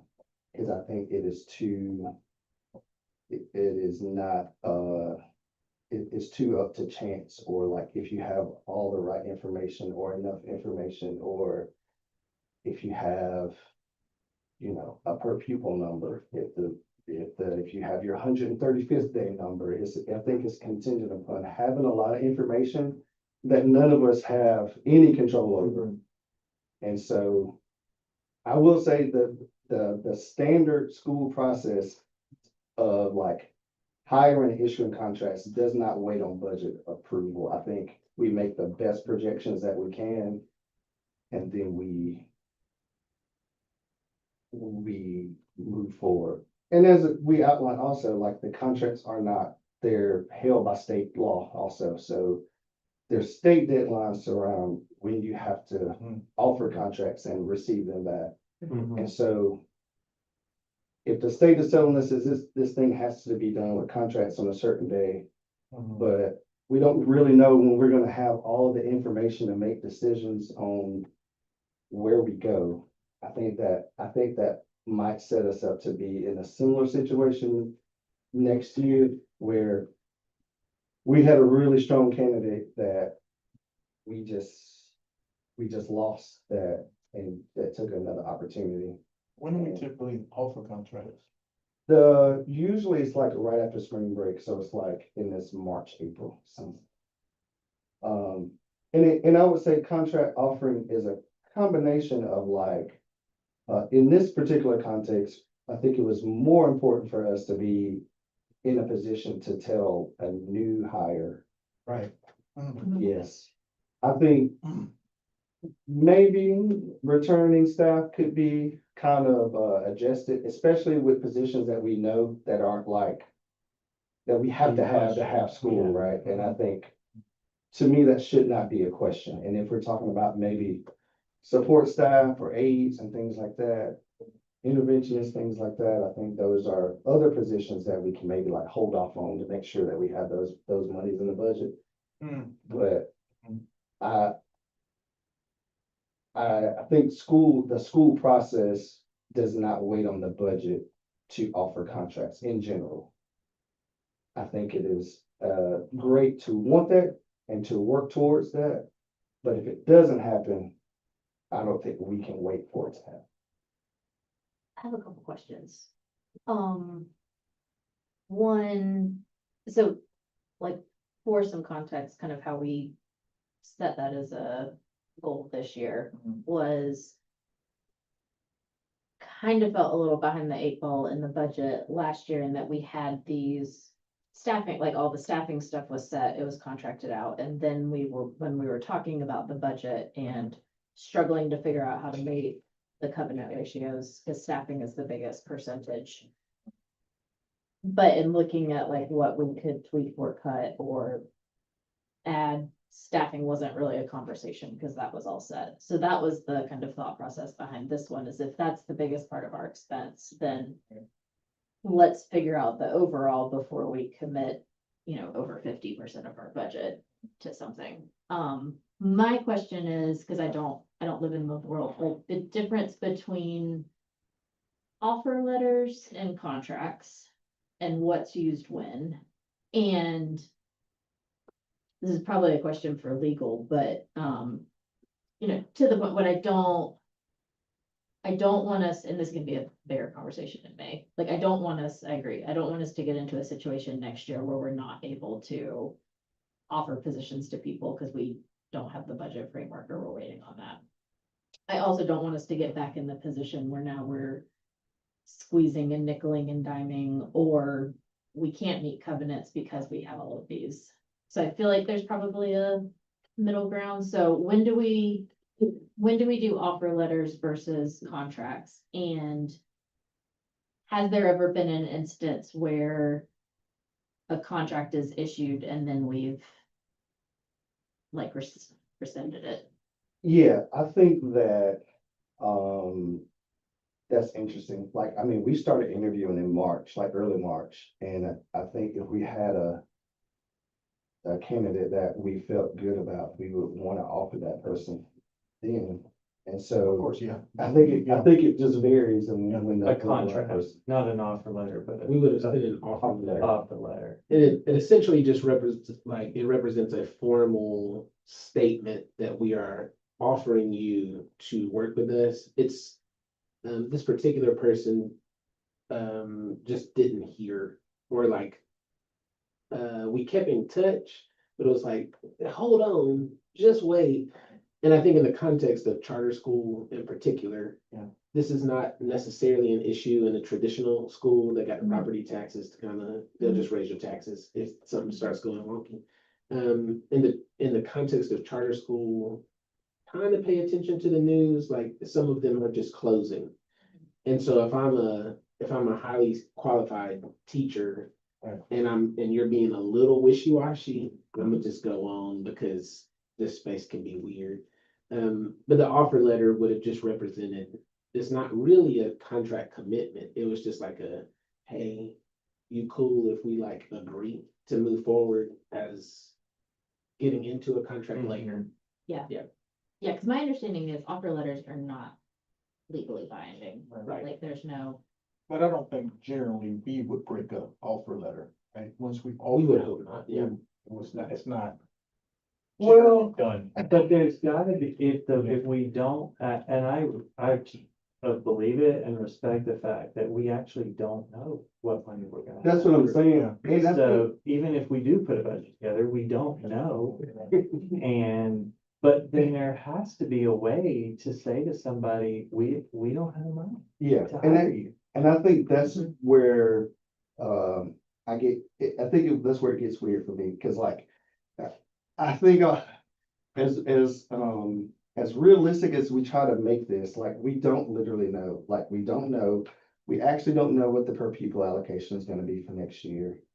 We don't know how much we're gonna fundraise, we don't know what's gonna tear up. We don't know how many students we're We gonna. don't know how We many don't know if the students that we're gonna legislature is get. gonna retroactively change to 135, like there's just tons of that. Right. Yeah, And so I'm thinking that teacher was from a public realm and had no experience with charter school. no, she is actually a private, she taught at. Private, Okay. okay, yeah, well, see, that's different too. Yeah, okay, yeah. Exactly. And I would say, and I say that to say like, I don't say that to say like we should be hesitant, but I think we can set it up to where, and I think you said this, I think educators know like throughout the summer, anything could happen. Mm. We've had summers where we thought this teacher was gonna come back and they didn't come back. We've had teachers quit the first week of school, the week right before school. That actually happened this year during staff training. He was like, I can't do this. And so I don't know. And in so those situations, like we're literally doing the best we can. And I think if it comes down to, I also want to hesitate on like cutting staff as the only way to save money. And I think I hear you. that's a struggle for me to like, to have like this like cut first mindset. Me personally, cutting staff is never the first option. So when I see that we're in like a budget crisis, I'm looking at everything else that I possibly can instead of cutting a staff member. And I think if we're paying attention to the news, we see some of our schools that are struggling right now. Because they're cutting staff, people are leaving, They're and they're cutting kind of, services basically. and they're in this negative cycle where you cut, they leave, and you gotta cut more, then they leave, you gotta cut more, until you eventually, you're It's gone. very predictable. Yeah, and as much as I love transportation, as much as I love, free breakfast and lunch, the majority of our people are here because of the relationships they built with the people in the building. And so I wanna try my best to keep the people. And so I don't think anybody is like hesitant to make a tough decision about a staff cut. But I will say right here, right now, that's never gonna be my first choice, and I'm always gonna fight against that as being the first choice. But if it has to happen, I think most educators and people who are in this realm know and understand how these budget processes work. And if we have to tell somebody, hey, we thought we were gonna get 430 students and we got 320 and your position is gone, then I think we It are happens. more That's than, what we are more than Yeah. capable Yeah. of having that conversation Mhm. and. Yeah. Yeah, yeah, I think for my piece of mind, and again, we'll go deeper in this in May and figure out how best to move forward. Can you ask legal what, I know we're at Will State, but just what any sort of repercussions would be if we offer contract positions and then as we get further down the budgeting process, if as a last resort, we yeah, do have to minimize what that looks like. I will ask legal. I actually think there's language that addresses that in our current contracts, but I can answer it. Okay. Did that answer your original question of the difference between an offer letter and a contract? Was that your original question? It was initially, it, When do the contracts get? yeah, when do we use offer letters versus? An offer letter is usually just like, we did a second interview with you, we like you, and we just email you. We offer you this amount of money. Yeah. We offer this retirement, these benefits, With these- new hires? With new hires. Not Hires your- only. Yeah, Okay. correct. So I'm not, if I work here, I'm not waiting on another offer letter. No. When do we sign contracts? So we try to get them in, this year, there has been a new mandate for a deadline of May 1st is, and The so. state mandate. Sometimes in years past, we used to have just lingered with some, so we roll our contracts, and so. I don't know if I should say this out loud on video, but usually it works like the people that we're sure that we want to come back, we just send them a contract real quick. And then the people that we're like, not We're sure, gonna see. Yeah, cause that May We first kinda- date is late. yeah, Yeah, I mean, that's late. Yeah. Yeah. and we kind of like. See how the end of the year goes and see if we kind Yeah. of straighten up, those Yeah. types of things. Right. So we start showing up to work on time. Hmm. You know, that kind of stuff. Mhm. And When so would, when we've would the never, earliest be that you would be? It's usually, spring break moves, but it's Okay, usually so- after spring break. April, March, which late is also March. late. correct. I mean, That's- yeah, I mean, yeah. You're kind of lining those two things up with Yeah. like hiring season and contract I season. mean, I Trying to worked go in hand higher in hand. ed for several years Yeah. and we had to give our notice if we were leaving by February. Everywhere, Yeah. usually that's what, yeah. Because that's And- hiring We season. signed Well, yeah, contracts for probably next people year. I graduate. mean, this isn't public, this Yeah. is private higher ed, but Yeah, But then that didn't mean everybody was guaranteed a job next year. Like Right. if Yeah. your classes didn't have enough students, they're like, oh, we can't offer you all these Right. classes. yeah. Yeah, we had letter of intent when I was teaching. Oh. Is it It's still currently, fixed. is it, I know it's an, I know it was an issue this year with a new hire. And I do think we figured out language with, that would help us with next year between offer letter and contract and kind of the difference. Is it an issue right now with existing staff Is what an issue. that we That- haven't That issued they contracts have, they yet? don't have their contracts yet. Not from my point of view. No. And I think, as Lee mentioned, the contract itself is meaningless, I would say, like, I think as at will, Mhm. we're not like Greenville County. Greenville County or most districts, their contracts are like binding. I mean, And so if you sign that contract, that means you're coming back, and if you don't, they have all kinds of punitive things that they can do to you. Mhm. All charters are at will, so we can split ways at any moment. They can split ways at any moment. Yeah. With no No penalty, reasons, yeah. no reason, no penalty. And so, there are charters that they don't offer their teachers any contract. Interesting. Yeah, for the longest time in working here, I didn't sign year to year. I just kept showing up and then the paycheck kept showing up, so I just kept going. Interesting. Yeah. But I think that's what the legislature has tried to put in place, and they're also saying Yeah. that there are rules now that like the districts, the traditional districts used to be able to like pull your teaching license if you kind of bailed out on them. broke They're contract. saying, no, you can't do that now. Yeah. And so. Yeah. It's making everything more at willy as it goes, but we're required to say, we're offering you this contract Yeah. for next year. And the position. But even the traditional districts, like, if I accept a job as a third grade teacher at Pelham Elementary School, and then they don't have enough students to have that many third grade teachers next year, I may not be working at Yeah. that school, and I may not be teaching third grade. Yeah. They're gonna find a job for me somewhere. Yes.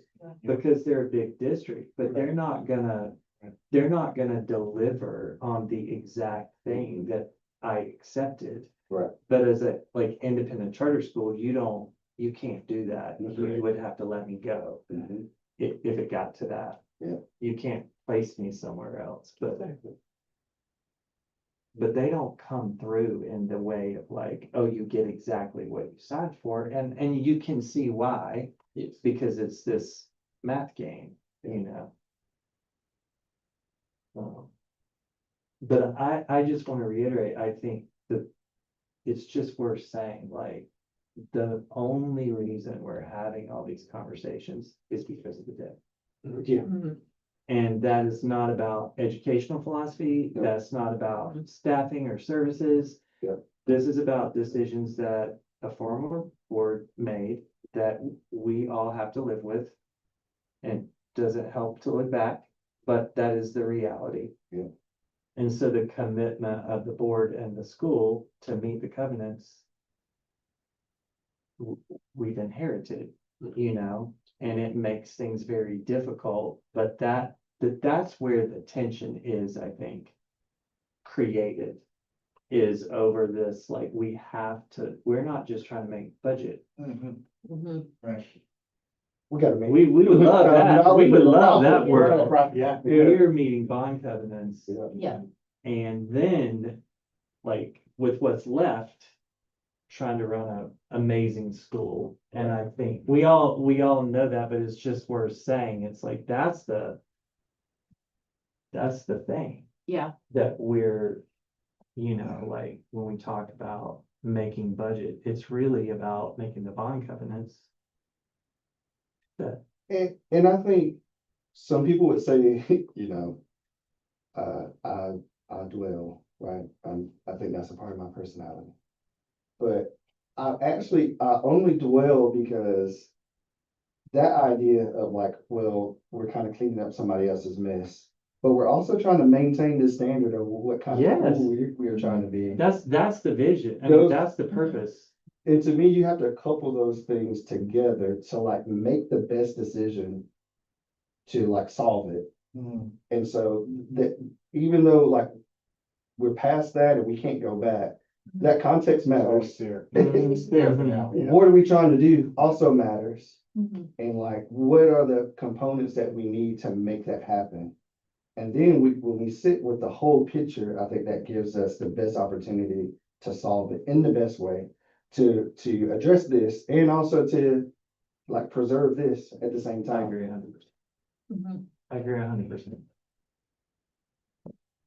And there are options we could have that we don't, as long as we have the debt.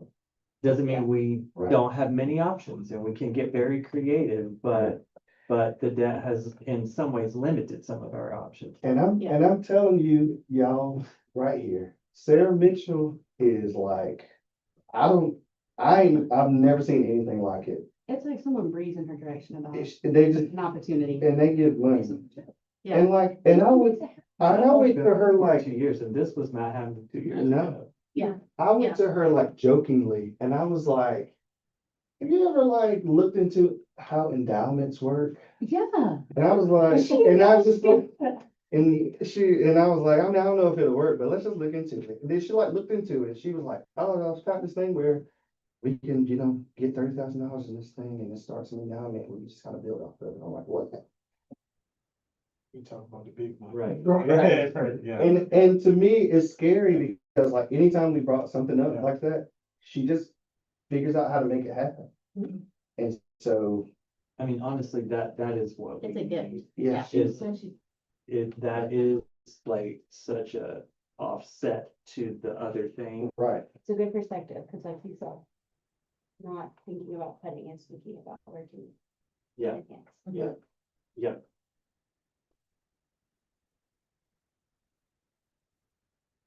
All right. Your motion work? Oh, Yes. so this is my question. No, Does well, the here's the board thing. vote, does the board actually vote to release contracts?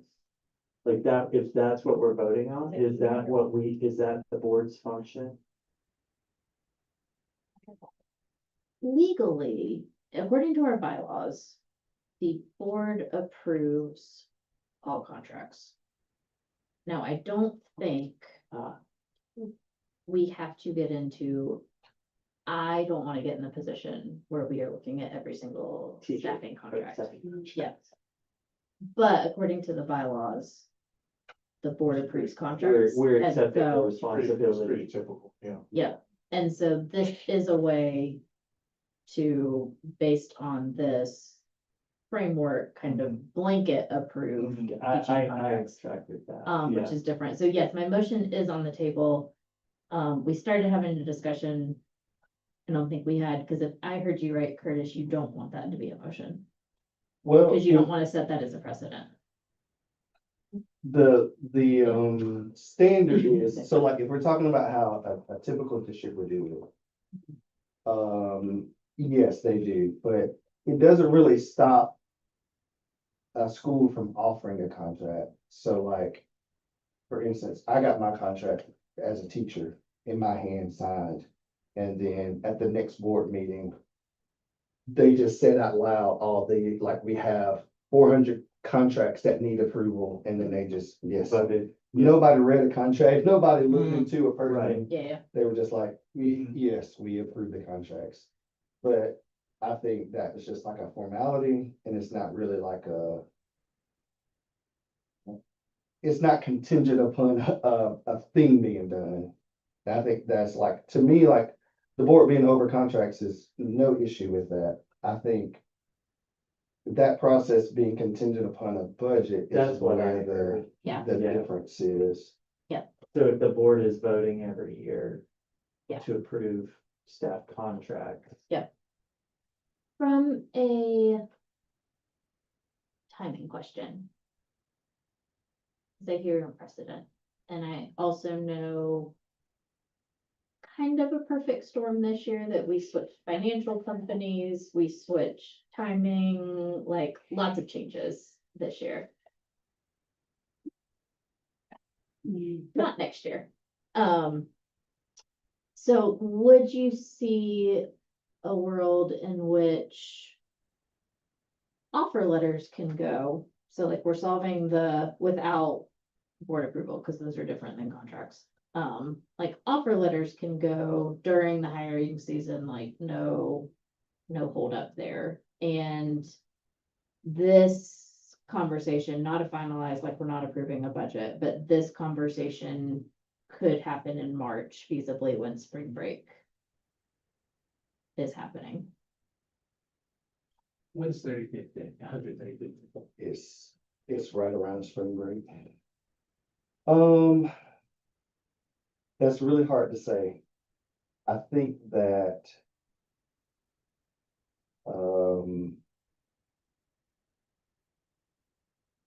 Time is interesting. I think. I don't know if I could say yes or no. I think I would feel more comfortable if we were to say, I think there are positions that we must have to run school that like, you must have a kindergarten teacher, you must have a sixth grade ELA teacher, you must have a fourth grade teacher. And I think, to me, those positions that we're not negotiating, that we say we must have, I would like, if we know that we have a strong candidate in February, I want to be able to offer and move on that person in February. I would say if it's outside of that realm where we might be thinking about this is something that we could cut and move forward from, I feel totally comfortable saying, hey, let's wait and Yeah. until there's like a board approval for Yeah. those positions, or that we got a bare bones budget to ensure that we have the funds for those positions. How about this? Which I think Yes. matches what you said, is if it's if it involves an offer Offer letter. letter, Yeah, that versus would a contract. be board approval. Yeah. But when are the contract, like, we're gonna vote before the contracts go out, and it seems like we would want that vote to happen at the March meeting. Yeah. So that y'all Yeah. can get them out. Mhm. What if, does- what if we think of this as a budget forecast? Yeah. Like, rather than a draft budget, but it's like, well, with the information that we have, and we all know it's complete. But here's what we can see, here's the forecast. Yeah. We don't have to spend a lot of time talking about all the things we don't know yet, because they're gonna be there every year. Yeah. But it's at least a way to say, we think that the contracts we are about to offer are reasonable based on what we can see right now. Yeah, I would say yes and no. I would say this Yeah. this level of detailed forecast, I don't think would have been available a month ago. In Yeah. March. Yeah, Yeah. to an extent, this is real close to pretty This A is a good. budget, yeah. Yeah. This is a draft Yeah. budget, Yeah. kind of. How Yeah. about this, for the purpose of tonight? And moving this contract or conversation into May as well, if I amend my motion. What? Right, go ahead. Okay, did you already write it? Oh, you have what I wrote? I'm just writing all the words and I will. That's right, okay. If, because we've been. You're an angel.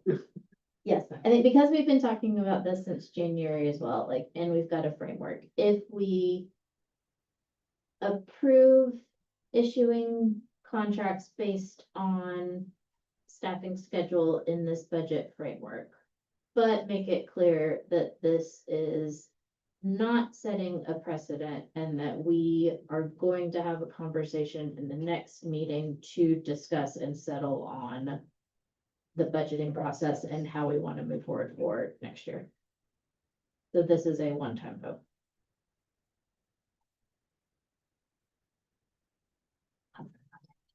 Pretty agreeable. That's And really then well we done. just need, if the Supreme Court can make a one-time case on the Florida voting laws, then I feel like we can make a one-time case on. I've been watching a lot of C-SPAN. I feel like we can make a one-time case on teacher contracts for this one. That's really, Cause I also think what could be helpful for the May meeting is getting Chance and or Jonathan to be a part of the conversation, cause I think that will be the most helpful is if we can get Copper on the same page and lead staff on the same page and, I have a lot of questions. yeah, and the board. So I think I will try really hard in May to keep the agenda pretty light and we can have a budgeting workshop in May. Everybody come excited. you can bring your French horn. I and can- we can have- I can play a- we can have some jazz break. That's great for the whole- Get excited for spreadsheets, here to be. Okay, so that's my motion. And I'll help you words spell it. Okay. Is there a second? Second. Oh, Perfect, double second. perfect. All those in favor? Aye. Any opposed? Great. Anything else? Are we able to send contracts based off of that though? Yeah. Okay. Yes. Yeah. I just want to make sure I was like, Right? I was great at the amount of I was just like impressed with the wording. And Okay. you And then I go, got lost. you want a board member to call that person that we think we lost, or is it too late? We'll be all right. Okay. Yeah, we'll be all right. All right, well, I move to adjourn. Perfect. All those in favor? All right. And I'll email about the May 21st date, because we can see that. It's the pink right there. It's the thing. I Okay. didn't get that one to start. What? Okay.